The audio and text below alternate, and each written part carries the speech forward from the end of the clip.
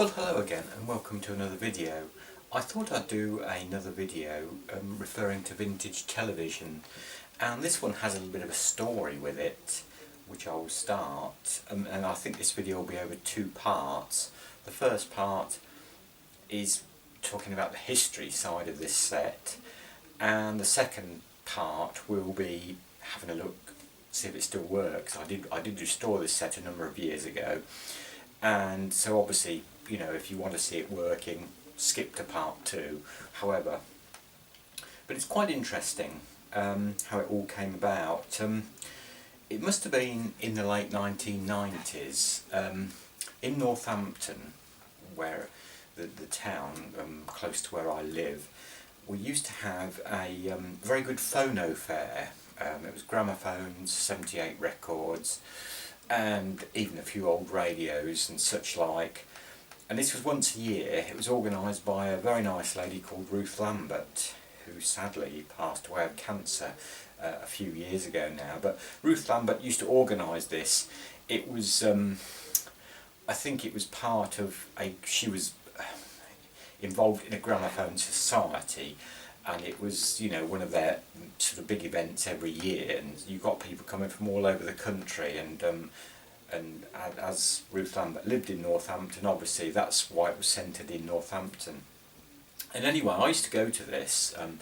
It was a point where people used to meet up and talk to other collectors, and you could buy 78 records very cheaply, and you know that there were certain dealers that knew you'd have records in what you were looking for. So it's very good, and I used to go with some friends, and a friend, while we were there, and I think this was in the mid to late 1990s, as far as I can remember, a friend come and said, "Oh, there's two quite rare books on a stall that you might like," and he showed me to the stall, and sure enough, one was it was written by Michael Bennett Levy, and it was historic televisions and video recorders, and this book was only published, I think he published it, he funded it and published it himself, and it was only a run of about 2,000, so this is 1,510, and it's every book is signed. Obviously a very limited market, indeed. Anyway, when I got home I looked through these books, and really like some of the sets, you know, in them. There's some lovely pictures, and this was his own collection. He lived in Edinburgh, this Michael Bennett Levy, and this was his own collection that he documented and wrote this and another book about. And anyway, the story moves on a number of years, and sadly this chap died, and I believe he was living in Edinburgh at that time, and his entire television collection came up for sale in Christie's in London, the big auction house, which do a lot of, you know, that kind of specialist auctions.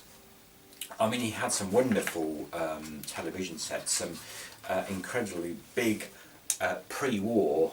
Obviously it's often forgotten that we in this country were the pioneers of television. We had the first public television service that opened, and this was well before the war. This was, you know, 1936, you know, and then it developed 36, 37, 38, 39, and then shut down, I believe, 1st or 2nd of September 1939, when the war broke out, when the Second World War broke out, and television ceased then until well after the war. But pre-war, we were building some magnificent televisions, and Michael Bennett Levy had some fantastic examples in his collection. Obviously, I believe at the Christie's auction, these made some, you know, quite desirable prices. As you know, to buy a pre-war television now, you can spend many thousands. They are, you know, really museum pieces.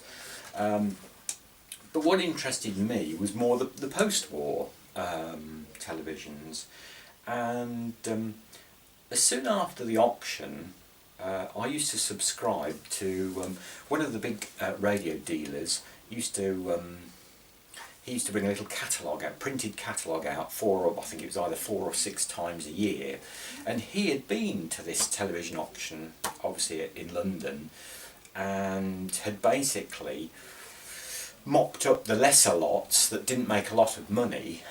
Some of the post-war sets at this auction didn't make an awful lot of money, and so he bought them in mind to sell on. That's what he was, a dealer, that's what he did, and he produced this little catalogue. And obviously then several weeks after the auction, you know, we got our catalogues, and lo and behold, in the catalogue I saw he'd bought this very set. I don't know if you see that. He bought this Pye. It's a console, it's a BV20C 1949 9-inch console receiver, and I really liked the look of it, and I phoned him. I knew this chap really quite well. I'd bought and sold stuff to him many times, and we agreed a price and I bought it. And what he used to do for me was he used to travel all over the country selling and buying and selling old radios and televisions, and he said, look, I'm no doubt you live close off the motorway. He said, you know, give me a few weeks, when I'm coming your way I'll drop it in for you, which is very kind of him. And it must have been one of the longest times that I bought something and he didn't come this way, because I think in fact it might have been a couple of months even, and I'd even forgot about the set, to be honest. And one evening he phoned me up and said, oh, I'm coming your way on Wednesday, can I drop the Pye set in? Oh yeah, of course. It reminded me I'd forgotten, you know, and so that's how I acquired it. But the real interesting point of this story is that we'll now have a look at the set, and I'll show you why to me it was quite amazing.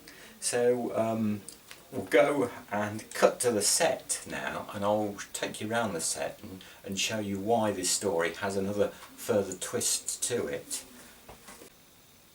So here we are now actually looking at this Pye 1949 set, and as you can see, okay, it's got some marks on it, it's got some scratches on it, but it's still all original finish. I have never stripped the cabinet.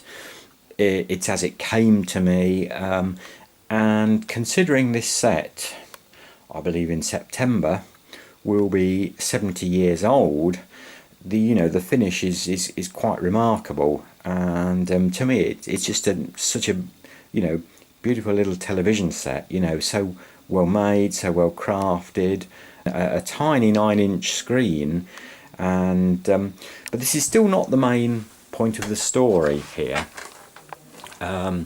If we turn the set round, which I would do, so that's it. We're now looking at the back of the set, and as I say, it's a small console. It's even on little like T-trolley wheels to wheel it about, which is quite handy. And but the interesting thing is, if I try and zoom in, and hopefully you'll see this.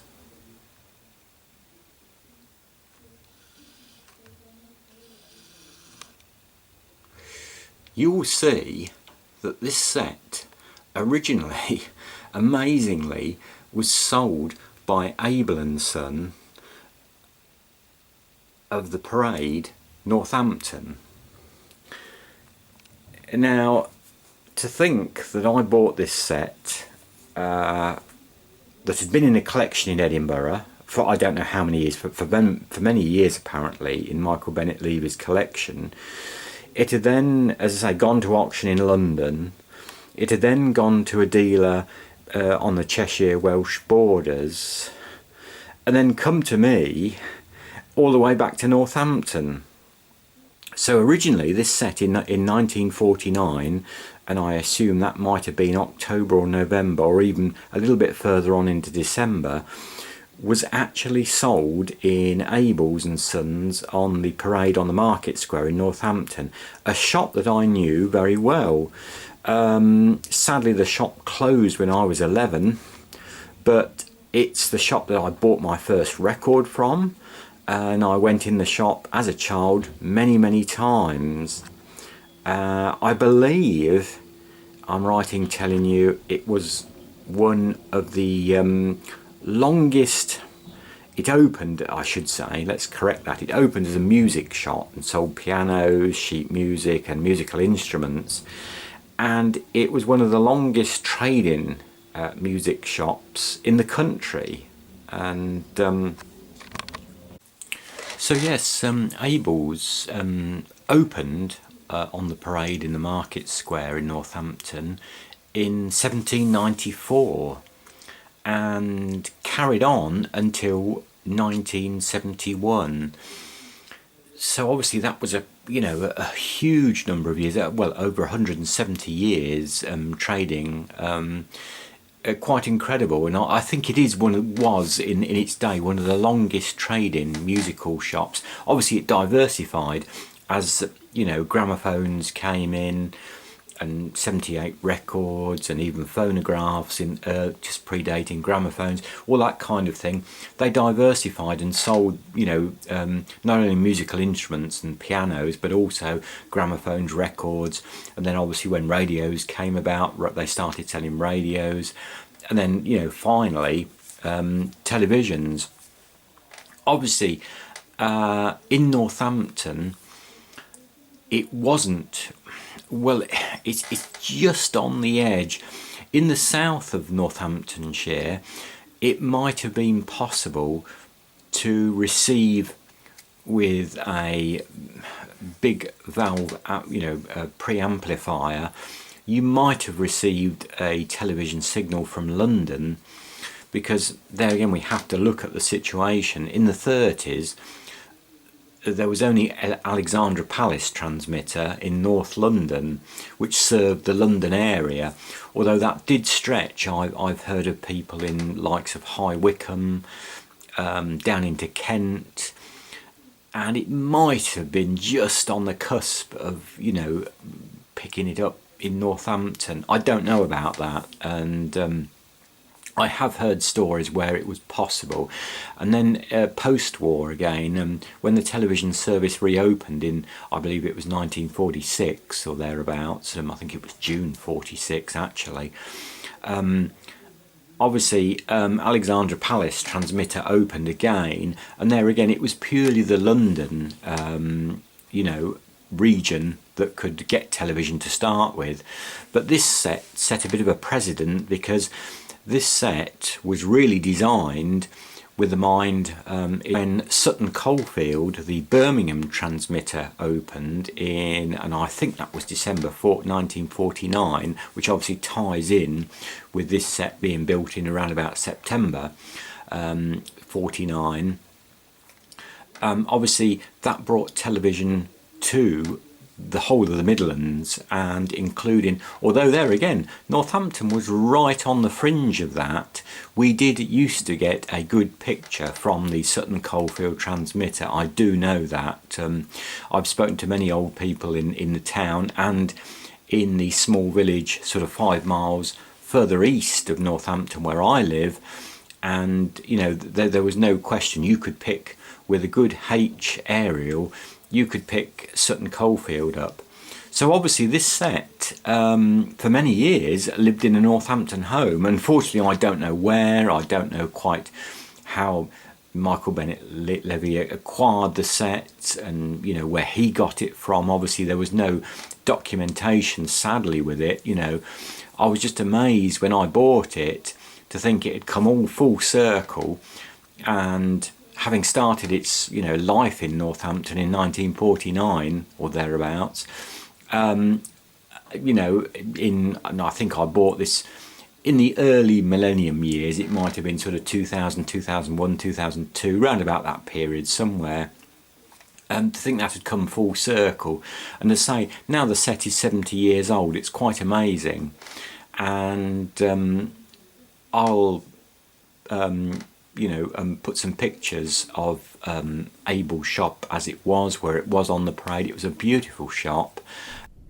Well, here we can see a picture of Abel's music shop on the market square. As you can see, it was next to the rather grand Emporium arcade, and it was Abel's were proudly displaying that they sold records, and they had Abel's spelt out also in big letters, kind of almost looks as it's perched on the roof. And it was a nice shop, and it went a long way back, and it had I think the records in my day used to be on the first floor. Televisions, radios and pianos were on the first floor, I believe. And here we can now see Abel's as it was in 1794 on the left hand side. And I do remember in that middle window on the next picture there was a big clock, which funny enough was it did say Pye. They sold Pye radios and televisions, and they were a Pye dealer. And the last picture is, you know, obviously in the 1960s, a wonderful display of Pye records, quite a window display that is. That was a wonderful. We do miss these small independent shops, I think, in towns now. So yes, that was Abel's as it was. In fact, it did keep going in a kind of way, because I think it was two families. I think. Some people that married into the Abel's family kept when Abel's shut, when the shop shut in 1971, some of the family members did keep a record shop going, and it moved into another building in Northampton, which was unfortunately demolished, and then it moved up into another part of the town for many years.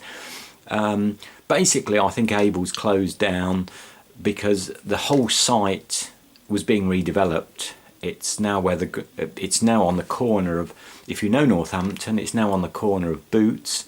There's a walk through to the bus station, and facing on the market square, you can cut up the side of Boots to the bus station there, or what was the old bus station, because that's gone now, he says. And that was where Abel's shop was. It fronted onto the market square. And I think they could probably see that the retail trade was already beginning to die, you know, in the records and the television sales, you know, even in the early 70s, you know, and I think some of the family members were getting quite, you know, elderly then as well, and so that's perhaps why it didn't move to new premises. But a shame, because it's a real old, as I say. You know, when a shop has been trading for over 170 years in one town, it's quite amazing. So that's that little story. As I say, there will be a postscript to this video, because I will try and show you this set working. They're not always predictable, old televisions. They do have a life and a mind of their own. I think even when they were new, they were, you know, a bit that way. So, yeah, as I say, thanks for watching. Come back and have a look at part 2, or I'll try and post these videos together. So if you're not really interested in the history side, you can have a look just at the television, you know, what sort of picture you get on it, and how it, you know, I was going to explain how I make an old television work as well in this day and age. So yes, thanks ever so much for watching. Please do subscribe. Please do comment if you have any memories of Abel's, or you bought records there, or you know, you knew the family, or you have any stories of Abel's music shop in Northampton. Please do, you know, comment below. I would love to hear, you know, your stories as well, because it was such a big part of Northampton life for so many years. And thanks for watching, and come back soon. Bye for now.